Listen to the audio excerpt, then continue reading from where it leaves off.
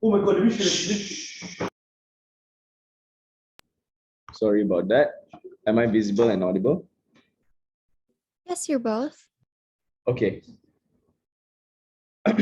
Starting my speech in a bit. POI is in chat. No preferred gender pronouns.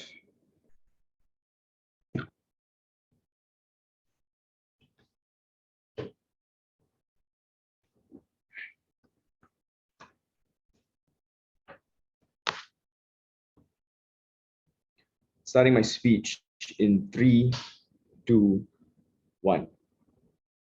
Panel, national security is a key aspect of a country's framework, especially in unprecedented times like this when conflict is at our doorstep. 3 pieces of framing before I move on to the substantives in my speech. Firstly, what does this article look like? I think in tandem of what the info slide tells us, I think what this means is Japan forever renounces war, any form of conflict, any form of use of threat or force, but this also extends to things like maintaining maintaining military powers, right? So like purchasing military equipment, hiring more troops, and things like that that have any relation to it. Second piece of framing then, what does the status quo look like in Japan in relation to its security?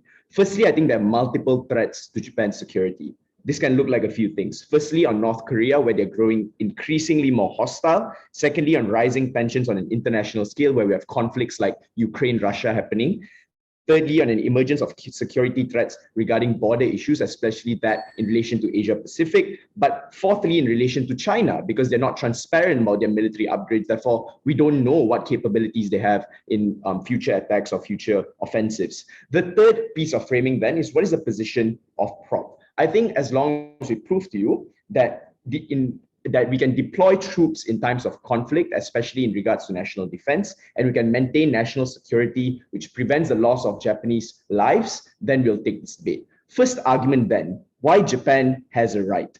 Firstly, all states, democratic or not, have a right to self-defense. Japan is no longer an authoritarian state that is beholden to its emperor or beholden to former dynasties, right? This means that Japan has a right to self-defense. But secondly, it's an aging population, which means it's a non-hostile population. So if this would be fair, not repealing it would be fair if we're talking about a country that has a hostile population, that has a population that is deemed to be dangerous, then it would be fair, but that's not the case for Japan.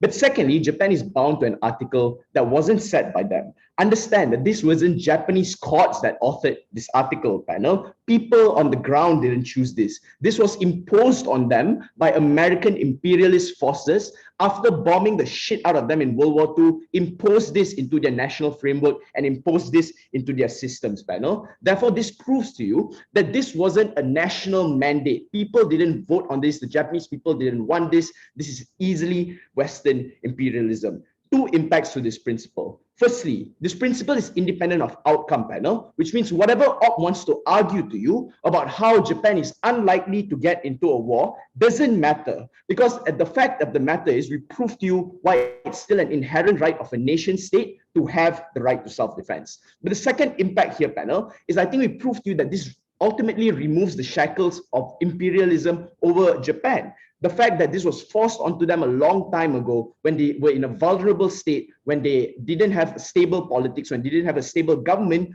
goes to show that these are fragments of imperialism that still exist within Japan's status quo. But the second argument then is going to talk about why repealing the article brings about positive trajectory for Japan's defense. 3 prongs to this. Firstly, they violate it anyway, right? Japan has the 8th largest military budget. They have 300,000 troops who are well equipped with upgraded military equipment. They also send forces to assist in the UN peacekeeping panel. The second prong to this then is even if they do this anyway, how is this limiting? Firstly, the article is incredibly vague and broad. It prevents any form of self-defense or use of force, even in the event where use of force is justified, right? And I think the current climate like really leaves Japan in a vulnerable state, especially when we talk about North Korea and their increasing threats, especially when we talk about China, especially when we talk about national security on a grand scale, where there are even niche issues that affect Japan, like cross-border terrorism and cyber attacks. This leaves Japan in an incredibly vulnerable state. But panel, let's look at how it affects other countries as well, because the fact of the matter is, Japanese forces assist UN in peacekeeping, but in Iraq, when they were attacked by the insurgencies, what happened was Japanese soldiers refused to shoot back and had to be defended by Australian soldiers in the end, right? This shows to you, panel, that even if you want to say they do it anyway, it is still incredibly limiting because they still have limited capacity to respond to such attacks and respond to such threats to their defense. But on 5 minutes, I'll take a POI if there's any. Yeah, so basically this pacifist policy was actually proposed by their own prime minister, and this was something that people on the ground actually wanted to. Why do you think it's not representative of them?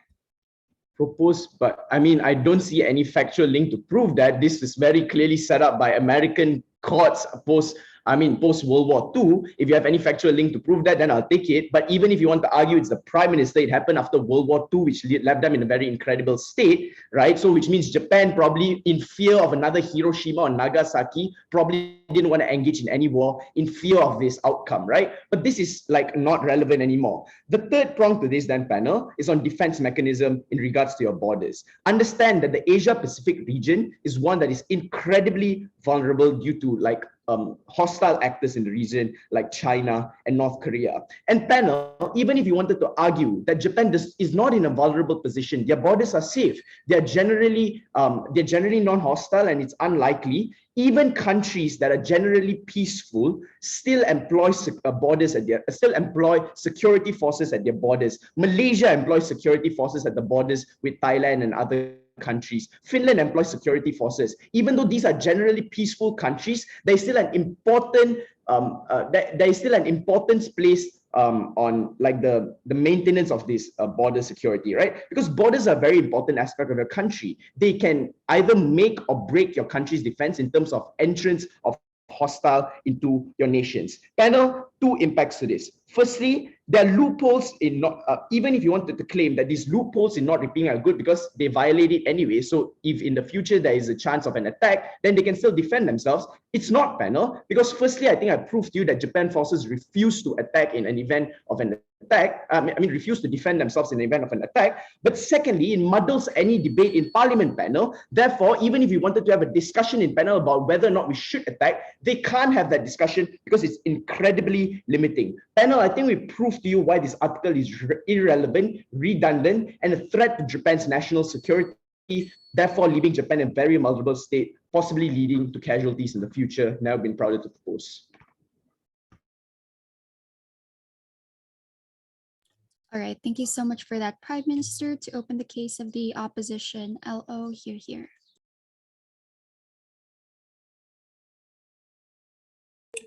Hi, just clarifying, am I audible? Yes, you are, loud and clear. Right. My name is Emma. I go by she, they. I prefer my POIs in the chat box. In case I do take 1 before 6, you can raise your voice. Starting with speech in 3, 2. I am incredibly baffled by the fact that I'm pretty sure I know my history, and it was basically very necessary to understand that the Constitution, or basically this Article 9 specifically, was something that the people of Japan actually wanted. Their own Prime Minister Kijuro Shidehara was the one that made this amendment in order for them to actually practice peace and take reparations and accountability the moment after they actually lost in the World War II. I'm pretty sure you all know this. So let's make a few clarifications, right? Because I think side government was pretty, like their case was so weird. Like I don't know where it's going. Like I think let's just talk about a few things, right? Why does this motion exist? The motion exists because simply that right now, Japan, as one of like the most secure countries in Asia, doesn't actually have any importance for them to actually break this constitution. If they are already violating, then there is no necessity for this motion at all to even exist.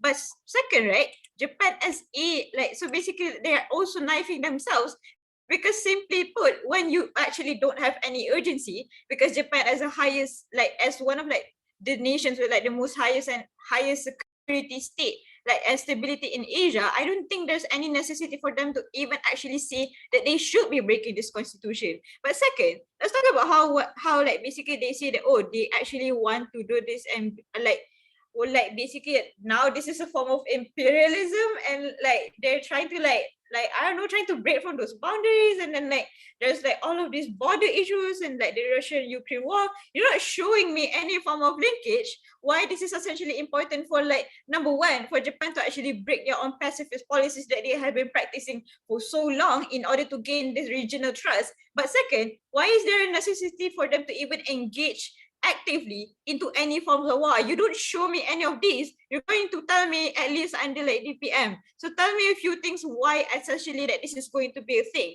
But essentially, right, let's also understand that basically when you actually say that, oh, even if they're non-hostile, you should actually do this for self-defense. I think because we don't show any urgency, this argument still doesn't stand. So I need for state government to show me some sort of urgency why there is a necessity for them to do so.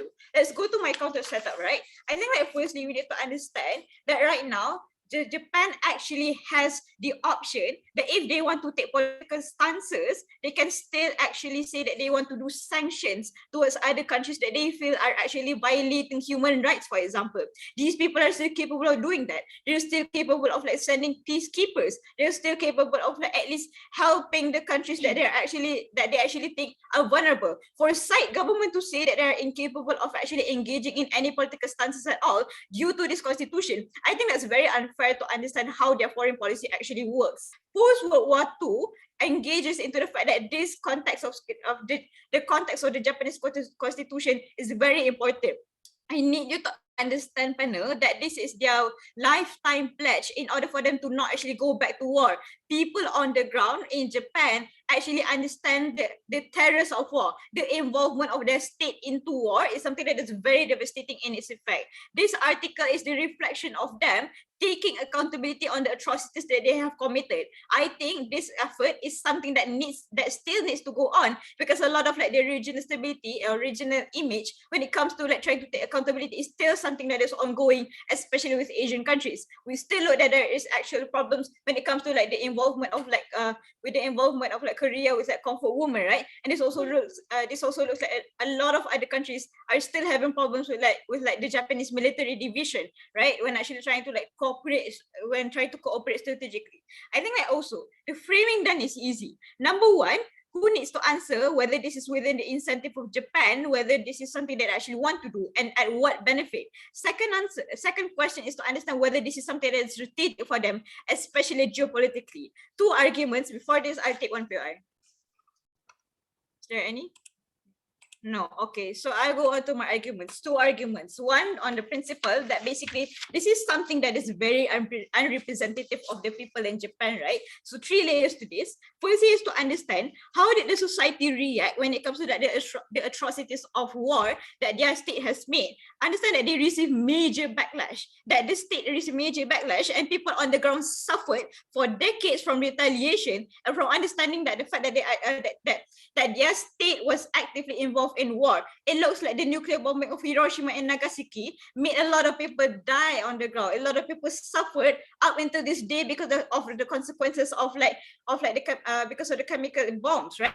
But also the representation of sufferings of war is something that's very pervasive and very prominent from the culture of media in Japan in itself. Hayao Miyazaki, through his film of The Great Fireflies, has always been notable to understand the impacts of war, especially for the people of Japan. Maybe you should try to watch this movie, right? But also understand that it's so bad that they had to desensitize themselves with the pop culture to actually understand that they don't want to deal with those sufferings of war, because their own people experienced so much pain because of their country's involvement in the war. So, but But B, how did this modern reaction lead to it, right? I think this leads to a society that is so principled to take accountability, responsibility, and to actually respect the boundaries of other states and to actually engage into better diplomatic policies, right? I think this means that these moral norms and values are upheld very importantly. Understand that right now, the state repealing it is not representative of the people's concern. So C, why is it essential that people who ask that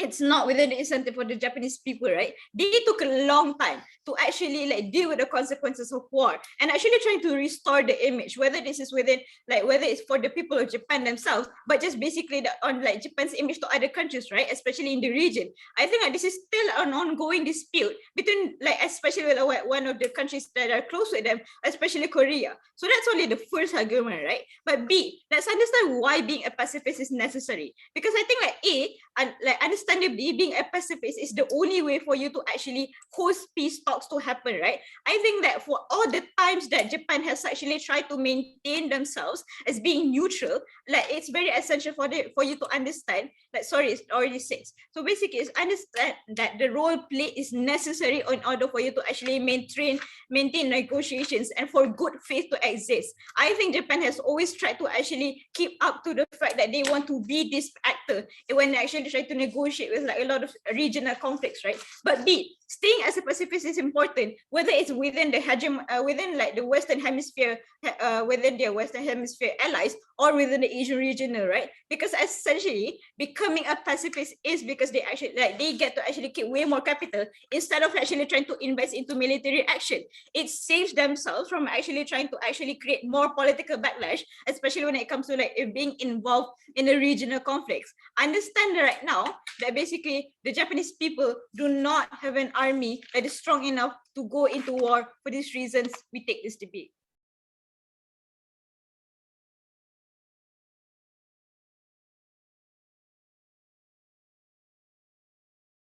All right, thank you so much, LO. Now to respond to their case, DPM, here.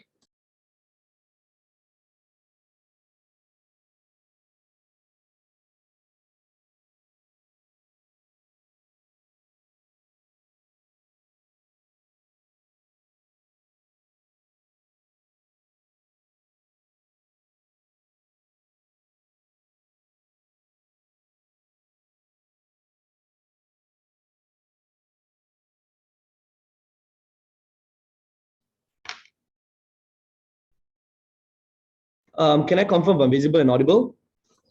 Yes, you are.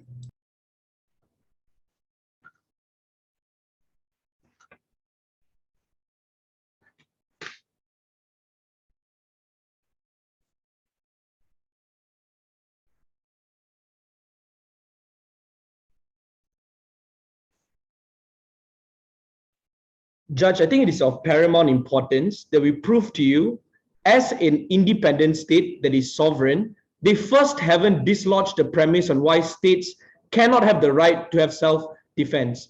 We want to note here, however, that because we already explained in our analysis in our first speaker why this article is really broad and it significantly impacts the ability for them to have maintaining of troops in the first place and actually having a proper form of defense.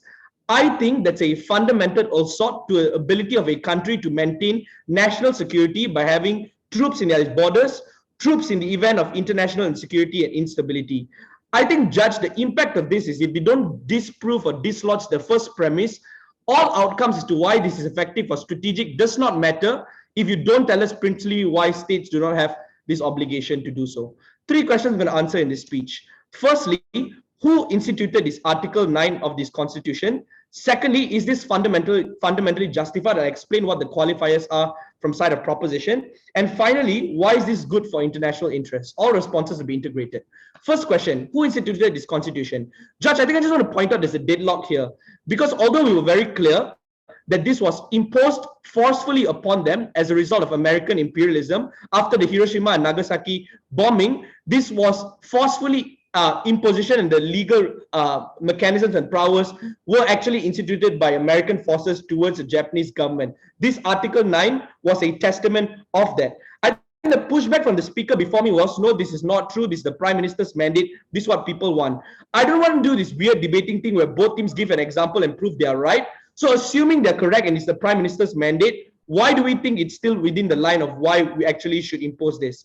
First, whatever the Prime Minister instituted in the past is probably outdated. There are new concerns now. That's why our analysis is very crucial. The fact that it's border control or crisis in terms of cyber and terrorism attacks that can spill over. Number two, the fact there's a global power struggle with regards to Ukraine-Russia conflict and other forms of international proxy conflicts that can spill over. In the time of the modern day context, every single state has a legitimate concern to want to militarily defend themselves, independent of whether they're actively in conflict, because a very highly volatile situation. I can make an argument to say why Putin and the fact that he has nuclear weapons and is a crazy man, it can actually have spill over anywhere over the globe, but we don't have certainty towards that. What this means is that in a highly volatile time where it's a global power struggle, it is legitimate stance for its state to take on self-defense. But thirdly and more crucially, we nuance it to tell you why contextually within Japanese context is very proximate towards the Asia-Pacific region, specifically China and North Korea. China, given a very negative trajectory of being more hostile, and North Korea being a highly ambiguous actors, is enough consideration for us to have new concerns as to why we should defend themselves.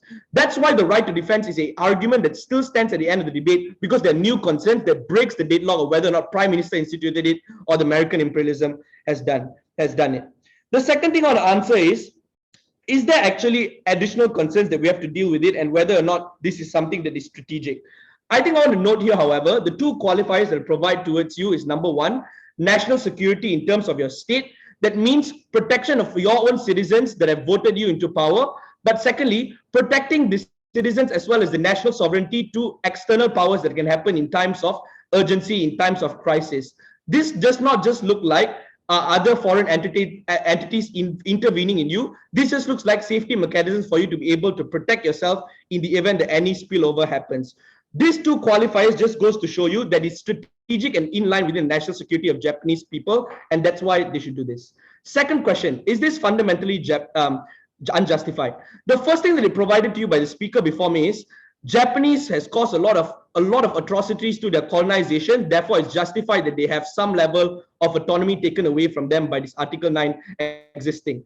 Hang on, this was not the case for the West. This was not the case for Britain. All of these states also engage in imperialism and conquest. Why is it then that they have the right to self-defense? The thing on note here is, number one, you're not an international actor to say Japanese people can't do this. Number two, there's no precedence of any international actor for that matter to say a state cannot have the right to self-defense and maintain some form of military deployed to begin with. But thirdly, this concerns internal politics and internal sovereignty within a country. All of this goes to show that even if Japanese was atrocious, it doesn't dislodge the premise of why the governance should be on the hands of them. But secondly, they explain that Japanese people are actually very resentful and they are against the Japanese government for causing a lot of atrocities during World War. But that's where they're wrong, because oftentimes Japanese people in of itself have a very victim mentality. That just goes to show that that's evidently proven in the way in which they don't pay reparations, they don't apologize for what happened, they don't talk about the wars in the textbook. Even the people generally don't go against the Japanese government for authorities. They're also very deflective of the very atrocities that were created. What this means is that it's definitely in line with what the people want, because even if people are self-interested or self-serving and don't care about themselves, they proximally care about people around them, their loved ones, their partners. So in the Japanese context, it is definitely in line to have some level of security forces, because in the event of a crisis that could harm their lives. But secondly, even if it's not true and even if people don't care, why is national security should be within the purview of citizens? Oftentimes, national securities are often within the hands and purview of governments that have macro levels of data to intel sharing mechanisms to know when you're unsafe, when you're ambiguous, what steps you need to take in order to have a more strategic border defense mechanism. So even if it's not in line with the people, it's probably because they don't know what it's best for them rather than the states that have this data. But thirdly, they said because you want to recover from the effects of World War a long time, you want to remain neutral. Neutrality is not an option when you're facing threat. That's why analysis say you're facing threat goes to show that you don't need to be neutral and you have to take an active stance for you to be able to defend yourself. But the last thing I want to do is just call them out, because they prove to you that you don't need this motion if they abuse it anyway. The point of us explaining that you abuse it, the impact of us proving that they abuse it anyway just goes to show that when you don't repeal it, it's very redundant. If there's some mechanisms to show that they already abolish and abuse it to some extent, then it's very redundant for them to say, let's not repeal it. But we think we should still repeal it because the constitutional availability for them to intervene in the event of any military crises or problems is limited. That means there's a very polarizing discourse within the houses to say whenever they have to vote for bills to send troops, for example, it's unconstitutional, therefore we not do it. Balance to the idea that we should do it for security threats. That's exactly why in the Iraq war, their Japanese forces have been protected by Australian forces and they can't shoot back. Or Japanese UN peacekeepers are forced to go out of South Sudan. All this goes to show that their constitutional availability to attack and to carry out their very duties is limited by this constitution. And therefore, the interests and the international concerns that they are closer to the Asia-Pacific region and China and North Korea is one that is a net good for everyone. For all those reasons, very proud to propose the repealing of this constitution. All right, thank you so much for that, DPM. Now to respond to proposition's case, DLO, here. Hi, am I audible? Yes, you are. All right, so I'm Sarah and I'll be taking the POI through chat. I'll probably ask it around the 5th minute. So yeah, okay.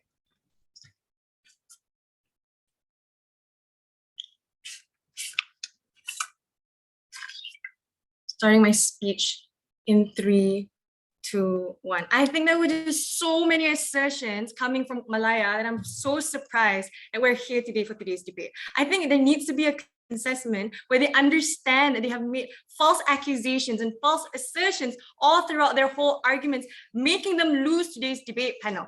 Understand that there was a mismatched solution from the first speaker till the second. They say they want the rights to defense. The analysis to this is because they want to fight against future war. For example, China and North Korea. Why is this making them lose the debate in totality? What's the fact that they're flawed here? Japan already has a strategic military treaty with the US. Understand that if you're going against Japan, you're going against the United States at the end of the day. I don't think any of the other actors would essentially want to harm themselves in the game or race that they know they're about to lose. I don't think as well government has essentially even proven that there was any analysis on why it was sufficient to say that the rights to security was ever even violated. We don't think there was even any urgency for Japan to do so. But also understand that Japan is also one of the second highest security and stability in Asia. This means that they don't essentially need to even be like scared or as to whatever they say in terms of the determination of self-defense. Hurting Japan means you're hurting yourself even more. But then they say that essentially being inconsistent, that the people do not want this, that they are driven by the West ideologies. Understand that this is something that the people essentially even want. This is the reason why Japan even paid $800 million essentially in trying for reparation to Korea, right? We think that essentially we neutralize all their harms because we don't even think that there's essentially urgency for Japan, who's essentially very strong. For government to not lose, they have to engage with our point that having their own troops will essentially increase even more tension. Prove why this wouldn't hurt national security, which is something that you so wanted to save at the end of the day. But number two, understand, Judge, that the imperialism is never a clash that needs to be put in today's debate. This is what current society wants. Reinforcing culture of responsibility and pacifism is what they want. Who would want to go against Japan? I don't think there will essentially even be a future throughout it. Comparative here is very simple, right? Easily integrated. Understand if you're going against North Korea, what government is trying to say in terms of having military resources is going to like nuclearize like efforts in trying to fight North Korea. Understand on opposition that diplomacy mitigates security threat, right? But let's all in all just continue to like the idea of like what we have in practical. The framing here is very simple. I think the debate needs to cater the fact that Japan, number one, doesn't have the urgency. Therefore, the metric that needs to be about the benefits coming to Japan, understanding, like I said, there's no urgency in trying to like have self-defense, which is the only case premise on government side. I think then government needs to defend that they will lose accountability in their action, even though aligning with the West or essentially any other like influences doesn't necessarily even give direct benefit to Japan, right? Firstly, to this, why is it even essentially very better for them to be pacifist at the end of the day? Why is it so important? Understand that it aligns with the Japanese principle. This means things like respect, things like responsibility are the most important things something that the Japanese people essentially even value, not only for on the ground, but essentially even the policies that are made from the government essentially portrays that. Understand the historical background. When Emma told you the atrocities that happened, it's not something to just forget the next day. It is something to essentially even empathize still today, that even as a Malaysian right now, we still understand what our grandparents had to go through because of what Japan did, right? Therefore, let's prove why it's important then. Number one, why it's so important to have reparation and why Japan needs to take accountability. Understand the impact. You've taken everyone in Asia, you've essentially colonized all these ideas. I think then the idea of having career comfort women, the idea of trying to neutralize the trauma in China or effects in Malaysia is something that you need to do in accountability in order for you to have better diplomatic relations with the Asian proximity as well. This means that the only way for them to be remorseful is essentially by taking responsibility, right? But on second line, we tell you that essentially this is important in terms of diplomatic relation. Why so? Understand they need to be in a good relationship with both allies, whether that be from the West or whether that be from Asia, even though our government is trying to prove is more towards Asia, which doesn't make sense. Understand they have strategic treaties that has been promised and understood from the start. Understand that revoking means conflict in Asia, which is the premise of what they want to essentially save on government. We don't think it's worth it at the end of the day. But also now, what's the impact to this particular analysis is that essentially we think that on opposition side, we have more allyship, more friends because they're pacifists, because we know that they're always going to be neutral and they wouldn't essentially even take part in war. But second part is that we don't think that national security, which understand is the premise of government, is even an issue. The trust between nations means that essentially all these particular geopolitical diplomatic relations are always essentially ready to help. This means that they always understand the situation and will essentially want to be there for Japan. That's why we don't have enough conflicts in Japan, because they're such a good actor. Comparative here, we think that essentially there's a win-win situation. We allow for accountability to still exist while keeping diplomatic relations strong both sides, West and Asia. Before I move on, yes, Eli. Would you take away the ability of any former imperial power to have military troops? I don't even know why that's even a POI. I've essentially proven to you that it shouldn't even be a clash in terms of imperialism. It's not, it's essentially what the people really want. And I think I've proven to that in terms of the principle that the society lives, right? But essentially, let's also prove why Japan does not have the urgency, right? Why is it important? I think the weighing here is understanding that Japan has a certain amount of power in helping any other actors they want to do, essentially, without even revoking this particular article. Number one, it's against the principle. And goes on two bases, whether that be on people on the ground or whether that be in terms of policies. Understand the narrative which exists in Japan. You lose credibility from the people on the ground when you essentially go against what they want. But this means the whole concept of the world in terms of forgiving Japan is now gone, is now questioned. It's not worth it for marginal benefits, essentially of national security, which we told you they don't even essentially even need. But number two, you go against the policies that are even made by the government. Policies like what the stances they believe in the Israel-Palestine, about the two-state solution and many more. These are examples of how neutral they are and how good this does for them. I think that because they're very neutral, especially in military, they focus more on the economy, they essentially even get away from conflicts or even still future conflicts, right? Siding with the West or essentially anyone they want to side on Gulf doesn't mean good, because you address that essentially war is even better, right? It beats the purpose of rectification. But then understand that it isn't directly affected, right? Let's weigh this very easily before I end my speech. Government's benefits are essentially very marginal. They talk about self-defense to fight against whoever they want, but essentially we know they have good relationships and we know Japan is stable and Japan does not essentially have the urgency to do so. Their harm still manifests. The loss of allyship geopolitically, no accountability, and the reparation gone by the loss of trust. Therefore, we take today's debate.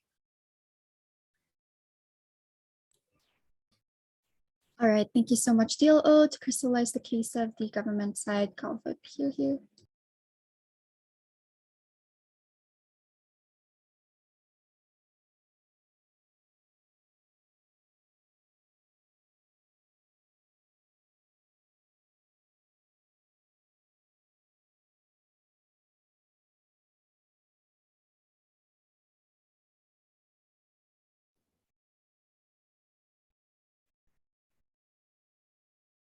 Okay, starting in 3, 2, 1. Panel, it's extremely funny that this team keeps accusing us of being assertive when this team has done nothing but been dismissive of entire framing and arguments and mechanisms as to why our arguments still stand.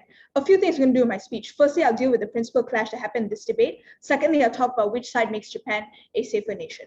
Firstly, on the principal clash, opposition's principal push was to tell you that this is not representative of the people of Japan, and this is premised on the idea that this article was authored by the Japanese people. Even if it's not true, because I think Kuhan already dealt with this to some extent. I don't want to get into a whole debate about which side is right, which side is wrong. We can't prove that right now, right? I think firstly, the conditions after World War II has completely changed, right? And so this is important because even if it's true that this is what the Japanese courts have authored, things have changed since then, and this article is quite irrelevant, right? I think secondly, also there was a significant power asymmetry in which Japan was placed in when they authored this particular article. This is completely changed. It's very different now because Japan is now a very stable, rich, democratic nation. The conclusion to this rebuttal is just to tell you that laws change all the time depending on how a nation changes. Ideologies shift. We repeal laws that are backdated. We repeal arcane laws that make no sense. This is principally in line with what states always do, so we take that particular clash. But the second premise that they predicated this principal thrust upon is to tell you that this is not what people want. I think this is asserted throughout the entire speech when they tell you people get angry, people don't want this. Why is this particularly true? I don't know why. There's no link to this. But even if this is true, I think this is the right of a state, I say, that has been democratically voted in to have the mandate and the power to do this, right? I think governments that are voted in have the power to amend articles or to amend laws to that extent. Like the previous Prime Minister of Japan, Shinzo Abe, was already trying to amend the article anyway. So I don't know why it's particularly true that even if this is what people don't really want, why we shouldn't amend or repeal this article entirely, right? I think at best, we can at least concede that people are divided in terms of repealing or amending this article or not. But at least a significant part of this population wants it.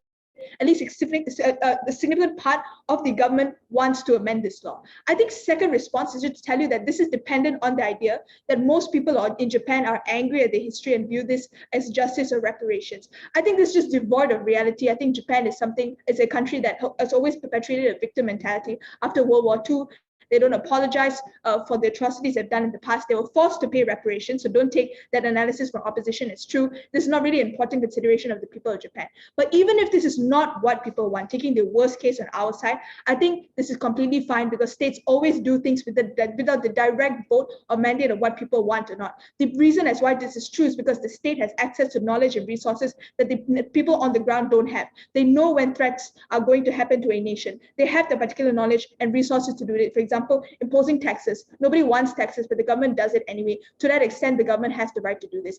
Note then that the principal clash tilts to our side, right? Because our principle was that this is the right of any sovereign nation to do this. I think the only response we get from them is that Japan should be remorseful and take accountability. Firstly, even if they should be remorseful and take accountability for what they've done in the past, this is not dependent on them doing this in perpetuity, which is what this article wants you to do.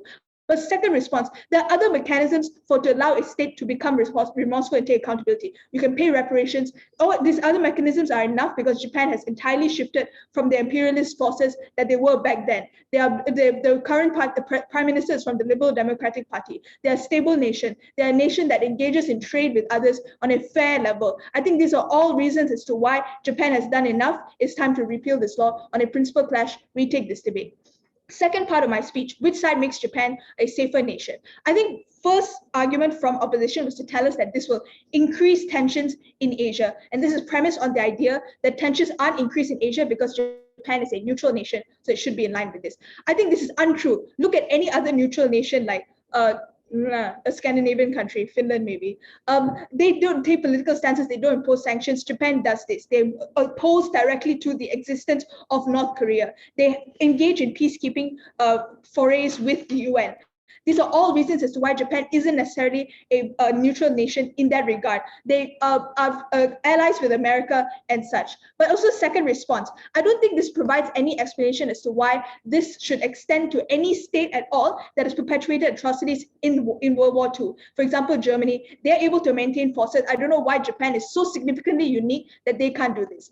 Other responses then is just to tell you that firstly, Asia Pacific already has tensions. They literally have war in their own backyard. They're literally facing the threat of Chinese expansion, which is extremely hostile and aggressive. I don't know why there's a significant difference in China already taking arms. Second response, if this is particularly true, the current self-defense force that Japan already maintains with their military budget and with their forces would already increase tensions. But this is not true, right? This, like, if the current situation is already somewhat stable for Japan, they're not at particular threat because they already maintain forces. Why do we think tensions then don't increase on part of Japan? I think I've already proved to you this, that Japan is a stable nation, and most importantly, I've already acknowledged this as well. But I think also secondly, Japan engages in a lot of economic trade with other nations, so countries are likely to be okay with this. I think countries only react to the extent that opposition pushes if they're satellite state like North Korea. Japan is not like this. I don't know why it's particularly true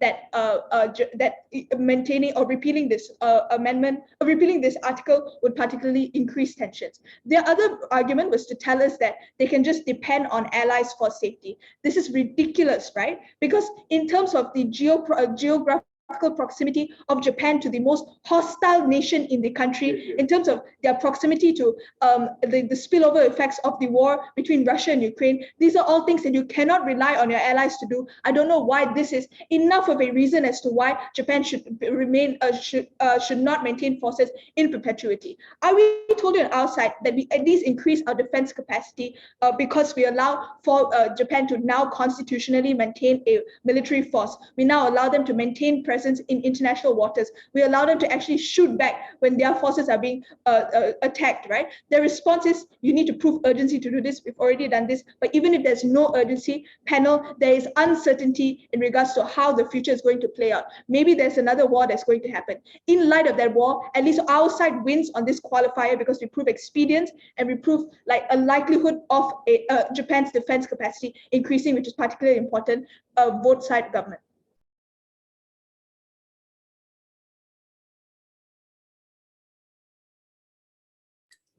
All right, thank you so much, GovWhip. To do the same for the opposition, OpWhip, here. Hello, am I visible and audible? Yes, you are both. Okay, just give me a minute.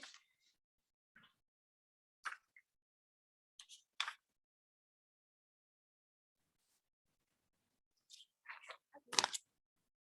Starting my speech in 3, 2, 1. Panel, few things we should remember in today's debate. Firstly, understand that Japan is an actor who had committed atrocious acts all over Asia during Japanese expansionism and colonialism era.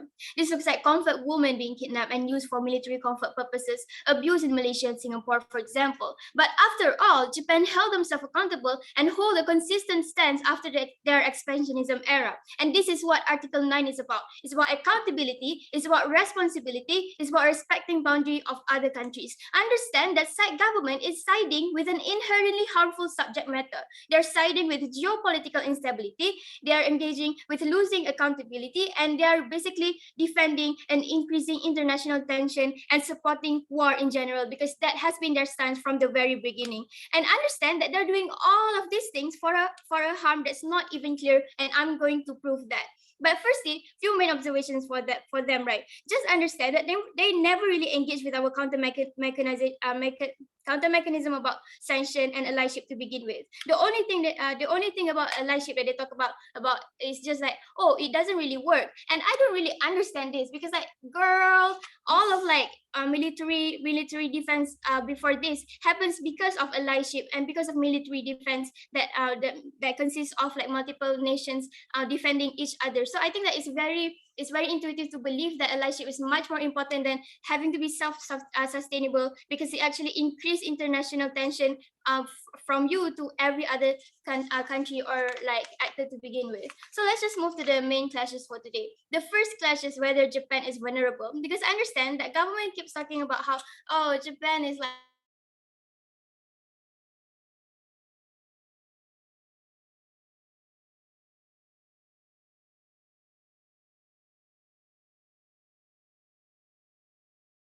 Hello?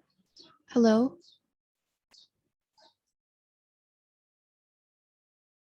Hello, am I audible? Yes, you are. The speaker lagged out. All right. Let's just wait for Because them to reconnect.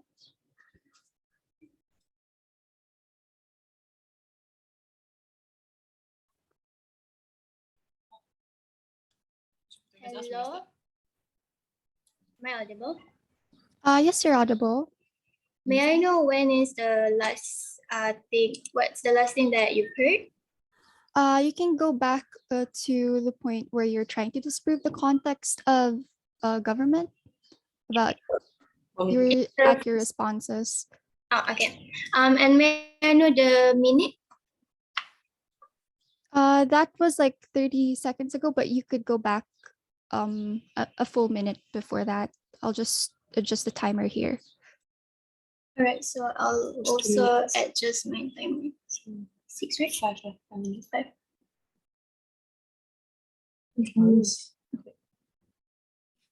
Okay. 5 minutes left. Yeah, 50 seconds are extra. Because 30 seconds, right? Okay. Restarting my speech in 3, 2, 1. Understand that there has been a misunderstanding in government's way of Article 9. This Article 9 actually allows Japanese military to act in self-defense. It means that they can engage in combat internationally when a war is declared. I understand that government is arguing as if like, oh, whenever there's war, all of this Japanese military would run away from the battlefield, which is really like not even reasonable to believe that that would happen. Secondly, I understand that Japan basically scored the highest in Asia in terms of security and stability. And thirdly, they have the third biggest economy in the world. This proves that Japan is not vulnerable and they have their own soft power in terms of like achieving influence in like international plane to begin with. Therefore, it's really obvious that government should lose due to their logical fallacy and like disconnectivity in actual world and refuse to debate with the actual facts. But let's just be charitable and engage anyways. Few responses to this. Firstly, we already give you other methodology of defense that's available. We talk about how you can still sanction other nations if you think that they really threat your borders, and you can still actually do military treaty with with your alliance or other counterparts to begin with. And the only thing that that comes from side government is basically talking about how allyship doesn't really work. We see that it worked before because we have seen NATO and we have seen how Ukraine's invasion by Russia is one that's not really much worse because NATO basically defended Ukraine to begin with. So what has been established here? Firstly, government premises is very much marginal and assertive, and secondly, there has been mismatched solution because they're foregoing accountability, they're hurting their international image, and they're going against Japan's people's voices only for the sake of mitigating a harm that's not even foreseeable. But let's just do a little bit of weighing in terms of reversibility of harm. Let's just engage with the fact that, oh, okay, fine, maybe I lose my rights to self-defense, right? We say that it is still better because the harm that they're saying are future harm. There is no immediate harm at all. We do not see violation in Japanese border. But let's just look at this in terms of my second clash for today in terms of whether Japan's actually want Article 9, because what has been contested by side government is basically, oh, government of Japan government doesn't really want Article 9 to begin with. And we already say how this is untrue. We talk about how this has been proposed by the Prime Minister, but their only response to this, oh, there's no factual link to prove that, which is very much like the same thing that happens on their side. But let's just engage with it, right? So they are basically suggesting that Japan actually do this because of manufactured consent, because of the things that happen in Hiroshima and Nagasaki. So they should lose because what they're proposing is also influenced by external factor. Understand what they're doing is also exactly manufactured consent. They're suggesting revoking the article because of externalities like threat from like whoever, China or something like that. So the parallel is exactly like their illustration of Hiroshima and Nagasaki. So we should see that even with their own metric, they loosen on their paradigm. And we already told you why these Japanese people want Article 9 to begin with. We talk about how they have been consistent in their stance of non-interventionalism. We have seen Israel and Palestine, how Japan support two-state solution, and we have seen how these Japanese individuals on the ground has proximity to sufferings, and they do not want to put themselves in a position where they're complicit to committing that to every other people. And we have also seen their illustration of Shinzo Abe, who promote to repeal this article, has stepped down and lose the election. With that being said, it is really clear with everything, all of their examples are basically biting themselves in the foot. Okay, but let's just weigh our benefits and their harm, right? We talk about how when they actually refuse to revoke and keep this article, it's good for them because they can actually maintain a good ties with Western power and Asian power to begin with. Before I reach 6 minutes, POI. In a worst case comparative, given Japan's proximity to geopolitical instability, if people die in the short term as a result of conflict, we have a means of responding. What is your response? We already told you that Japan is the strongest military power in Asia. But your threat is coming from people from Asia. So we would say that they would still win the war regardless. So I believe I already engaged with your POI. So back to our benefits. So understand that the harm on their side, this revoking actually means furthering the conflict, because I understand that they will ruin their military treaty that they have with the US, and now they have to rebuild their military from the ground out. And we say that these Japanese people are developed society and they hated this policy to begin with. So we said it is really like unreasonable for you to just suggest that they should revoke this Article 9 that they democratically did in the first place. And also understand that nuclearizing to go against North Korea and China will actually increase the military tension. So what you're doing under your side is not solving or mitigating any problems, but rather just making things much worse. Therefore, if you don't like war, go with side opposition. All right, thank you so much, OpWhip. Let's move on to your reply speaker. Here.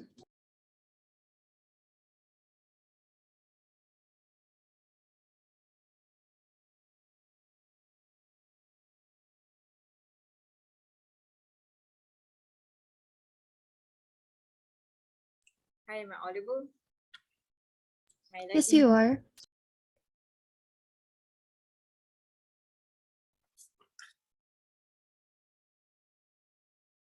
Starting my speech in 3, 2. I think this debate is a clear win for opposition. Reasons being is from 3 ways. I'll show you a few factual clarifications just to do a little bit of housekeeping, because we need to reshift this debate to understand it objectively, right? But then second, let's also see what are the major flaws coming out from side Gulf's case. And lastly, we show how basically we still win on the clashes and from the matrices that I already told you in my full speech, right? So let's talk about a few clarifications. I think few questions raised. I think that firstly, we need to understand that Japan is one of the most militarily secure states in Asia. We already told to you why basically this is the reason why they would not even want to have the incentive to actually engage into any forms of war, simply because they don't have any urgency to do so. But second, I think that there was a lot of assertions coming from side government to see that as if Japan is actually going through a threat. I think that right now, if you're actually going to repeal Article 9, then it's going to be a self-fulfilling prophecy. And we already talked to you why these are from our arguments, right? But we go to real quick, that basically side government never showed to us when are the instances that these threats coming from China or North Korea are essentially even real. But lastly, when they tell to you that basically, oh, Japan doesn't try to pay reparations or anything, it's not their job to do so, they pay 800 million to Korea every year in order to pay for reparations for the comfort woman conflict, right? I think that's something, that's only one example that I give to you. We already talked to you why they even tried to have some sort of bilateral relations with other countries as well. For example, in Malaysia and Singapore, where they try to actually engage into economic trade and ties. I think that these are some form of reparations that they have been trying to do, and for side government to just deny it altogether, that's very not based at all. The second way, right? Let's understand that there's a lot of flaws in their case. They never even tried to prove to us that there was any urgencies at all in order for you to actually act into self-defense. This was never proven, and it was very assertive when it comes to like, oh, right now you have like a lot of border issues, which I don't know like what kind of border issues, they don't even state to us. And then they say like, oh, right now if like the laws always have to change, but you don't tell me if this is something like that is within the incentive of like the Japanese people, if they actually want for this particular article to be changed. We already talked to you why this particular article is actually is essentially within the incentive of like what the Japanese people on the ground actually want. That like, and then when you say that, oh, Shinzo Abe pushes for this kind of reform because it's essential, people of Japan actually ask for Shinzo Abe to step down because they don't want this kind of article to be repealed in the first place. They hate Shinzo Abe's foreign policy. I don't get where you're actually getting all of those stances, right? But lastly, right, let's talk about the few clashes in which I think that we win on this strike. I think that the two matrices that I say to you still stand. But also, notice how like they never even tried to like counter or like try to like engage with the fact that like we already talked to you why sanctions are something that is way more strategic to happen, right? They never even tried to like contest that. So I guess our case still stands. So two ways in which that the two matrices that we still stand, right? Firstly, we show to you why it's still within the interest of the people, or like we show to you why this article is still within the interest of the people of Japan. And we tell to you that the right to self-defense, in order for them to actually repeal this benefit under side gov, is something that doesn't actually stand simply because Japan, like the state of Japan already has a lot of like military alliances that can actually make their borders secure. But B, on the regional conflict and allyship, right? I think like we already proved to you why it's very harmful, simply because you're also going to like break all hell loose because you are actually going to take an active stance in military. And then this also means that you're going to lose your accountability and your pledge towards Asian regional change, towards Asian regional reparations. But also it means that taking an active stand towards your Western counterparts means that there is no possibility at all for you to gain any form of like to get, in order for you to actually gain any kind of advantage. For this reason, panel, we take this debate. All right, thank you so much. Op reply, Gov reply, here.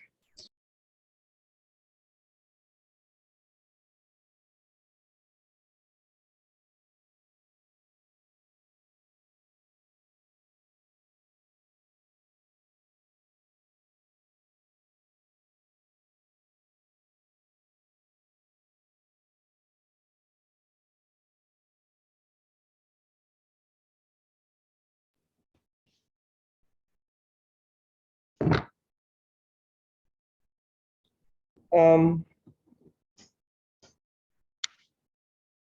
I audible? I am, right? Yes, you are.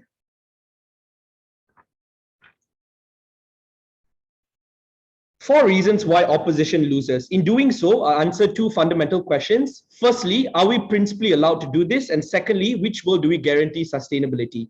Before I answer these two questions, two technical flaws that I want to point out of opposition that already proves why they lose this debate. The first is on inconsistency.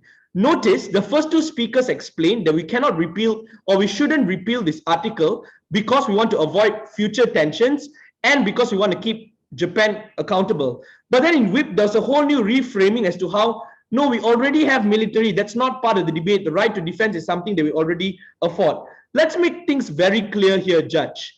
The right for you to have military is significantly taken away by this article because in verbatim of the particular article, it says the use of force in international disputes cannot be something that you do. That means all our arguments to show why we deploy military, why we maintain our forces for national borders is something that is unconstitutional because of this article. So it's very within the purview of this debate to talk about why military and the right to self-defense is something that is important. Notice that when we explain why exactly when we do this, it might harm Japanese citizens and might kill Japanese citizens, what's their response? Their response is we already have a military. Here's where they're wrong and not acknowledging what this debate is about. First is they're not acknowledging why it's unconstitutional in of itself for us to have military to begin with. And that's evidence in so many examples that we told you that they can't shoot back in Iraq, they can't shoot back in South Sudan and have to pull their forces. And that's evidence because it's unconstitutional for them to do so. But secondly, There's a polarizing discourse among the houses right now. Whenever there's a bill that wants to pass as to why we need to probably defend ourselves, probably there's an overarching majority that says it's unconstitutional to do so. There's already very muddled debates within the houses to say whether or not we should pass any form of bills in order to have any form of defense mechanisms because of this constitution. So any case is not responsive towards how the contextualization is. Secondly, their mechanisms is not exclusive. All the exhausting lists of sanctions, of treaties, firstly, those things can be exist in our world as well. I don't see why it's exclusive. But secondly, there's no guaranteed independence there. Your only alternative is Western allies. And your reason is they will now be friends with you because you're pacifists. What precedence is there in status quo that people want to help individuals in times of crisis because you're a pacifist? That's not how international relations work. It's always how much of a higher end of a deal that you can get. If it's less cost, you got more revenue as a result of engaging in that war. That's when states make this calculus. That's why US doesn't militarily intervene in Ukraine, Russia. That's so monumental, directly affects them because it's a costly war to them. So you can't rely on your allies. But even at best, any form of backup plan that they have, Judge, is uncertain. At least in our world, when we legitimize and make this amendment, at least we have some backup plan and certain that we can do it on its own because independent mechanisms that we have. All their backup plans is firstly, not exclusive and uncertain. But why do we principally do this? First, they say it's not in line with people. We explained it's a not foreign topic. Shinzo Abe has already talked about this. They said Shinzo Abe is taken out because he amended his constitution. That's not wrong. Shinzo Abe served his maximum term of 3 terms. That's why he finished, not because he was people didn't want him because he amended his constitution. That's just untrue. And his successor was from his party. That's just completely untrue. It's not a foreign topic. But secondly, laws change all the time. I think that's the crucial delta here. Even if you buy this not in line with people, oftentimes national security is within the purview of states. That's why we don't have referendums to say, should we pump in more money to military budgets? States do this all the time, and we can go against people because it concerns national safety. The deal breaker here, Judge, is our right to defense is one that sticks to the end of the debate because it proves to you all the past atrocities is something that wasn't existing in status quo. Germany has caused more atrocities in the past, but they still have the right to self-defense. All the examples as to why reparation is something that is important is not contextualized to why states can't have the right to self-defense, especially when they're already a stable country that has a liberal democratic party and has some economic negotiations with other countries. I don't see why that's fitting. But finally, it's in terms of sustainability. We are able to garner protection to our citizens, garner protection towards our national security, and the urgency of Chinese hostility is something that we need to defend ourselves right now. All arguments were not responsive to this. I think it's clear that we took this debate. All right, thank you so much. I'll reply. Debaters, you may now cross the house. Please go back to the main room to wait for the decision, and may I invite the panel to please join me in the Discord room. Thank you. Thank you for the debate.